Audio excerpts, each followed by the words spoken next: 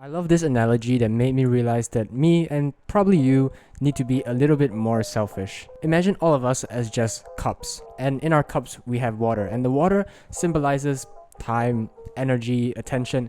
Basically, the water symbolizes the value that we can bring to others, and we can transfer this value by pouring water from our cup into someone else's cup. And so, for example, last night I slept at 10 p.m. I woke up early today. I got my sunlight exposure. I'm still getting it right now. And now I've sat here to record this video, and I'm fully present and fully focused. I'm recording this video on the 15th. You can see it right here.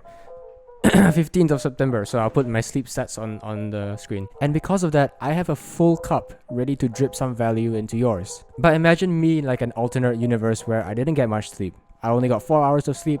I've crawled out of bed and forced myself to record this exact same video. Would I be present? Probably not. I would be trying to help you, but my own cup is empty. I have like 2 drops. I'm trying to drip it into yours. I won't even provide much value. I won't even help you. I'll hate the process. I'll be like, why did I even start YouTube? I should have started at OnlyFans instead. So compare that version of myself to the version of myself right now that has taken his time to fill up his cup. I realized that you can either prioritize yourself and have a full cup, or you can prioritize others and pretty much just be useless with an empty cup. Full cup or empty cup? Which person are you?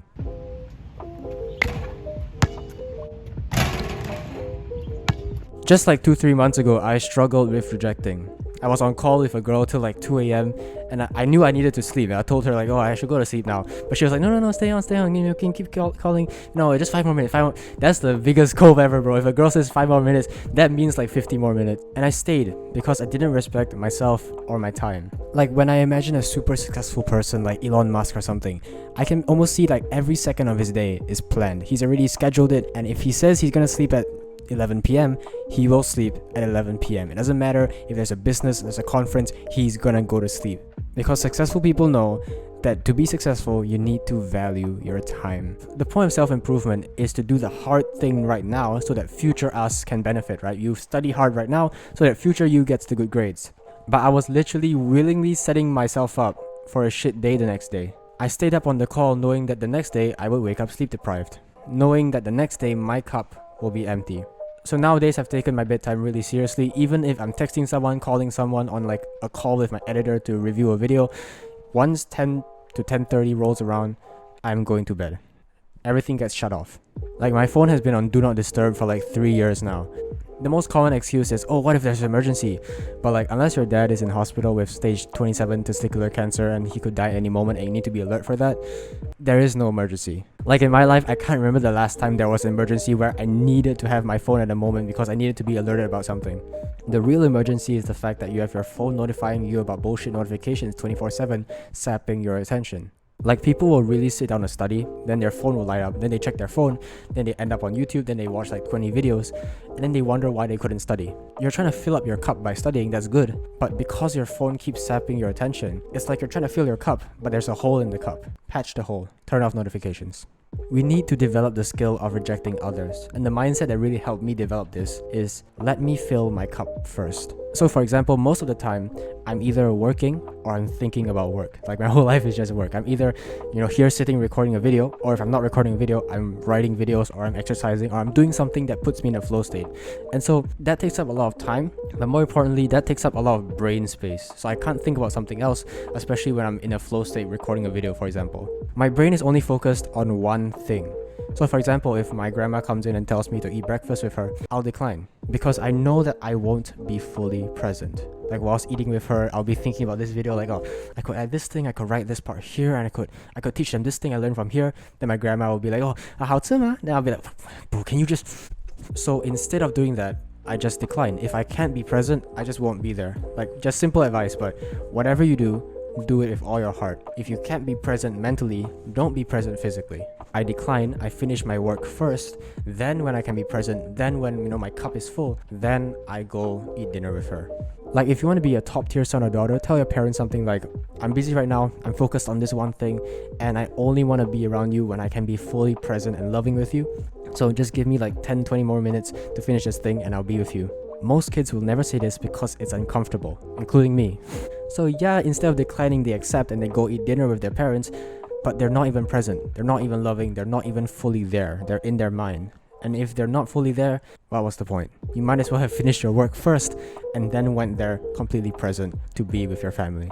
If you hate every second of it and you're spending the whole time on your phone, you might as well have not gone at all. Like if my child said that in such a respectful way that they actually want to be present with me, so they just need a little bit more time, I'd be like, yeah, they're really, wow, they're really aware of their thoughts. Like, I'm so proud of myself for this. After graduating high school, my dad and grandparents really wanted me to get a job during the holidays. And I thought like, yes, I could work at McDonald's like every other 16-year-old, or I could continue working on my YouTube channel. And they literally sat me down, the whole family, and they told me to get a job, and I said no. For the first time in my life, especially in like a strict Asian family, I rejected them. I declined. Imagine if during that time, I worked at McDonald's instead of working on my YouTube channel. The channel literally wouldn't exist. You wouldn't be watching me right now. I'd still have like 200 subscribers. I knew I could do it, and so I respectfully declined. I knew my time was worth more than the $10 an hour that they offered at McDonald's. So it sounds a little bit heartless, but you kind of need to develop a scarcity mindset when it comes to your time. Because really, that's the only way to make major improvements. Value your time very highly. If you want to fill up your cup, you're gonna need to be a little selfish for a while, because it's self-improvement. So you need to prioritize yourself. Bars, bro. And honestly, for a lot of friends and family, like good friends and family, they'll actually want you to prioritize yourself. They're like, please, like, yes, go be successful, do something with your life, please, like, work hard so that you can retire me in 5 to 10 years. They actually want you to prioritize yourself, even if they don't say it. So we reject them not because we hate them, but because if you truly love them, you would only want to be around them when you can be 100% present and 100% loving towards them. So yes, we reject them to fill up our cups, but think about it. Why do we fill up our cups? Why do we spend so much time building a business or doing all these things to become successful? Why do we fill up our cup? Because at some point, it's just gonna start overflowing, right? We fill up our cup so that we can fill up theirs. We only fill up our cups to fill up the cups of our loved ones with time, attention, love. Because you wouldn't want to spend time with someone who is depressed, sleep deprived, and stressed, right? Neither do they. Nobody wants to be around someone with an empty cup. So analyze your life. Are you an empty cup kind of person? Have you been improving yourself? And don't bullshit yourself. Have you been improving yourself so much that now your cup is overflowing and you have extra to give others? Or do you only have like 2-3 drops in your cup? Maybe it's time to fill up your cup. And there's this one quote that I really like. I lied and I said I was busy.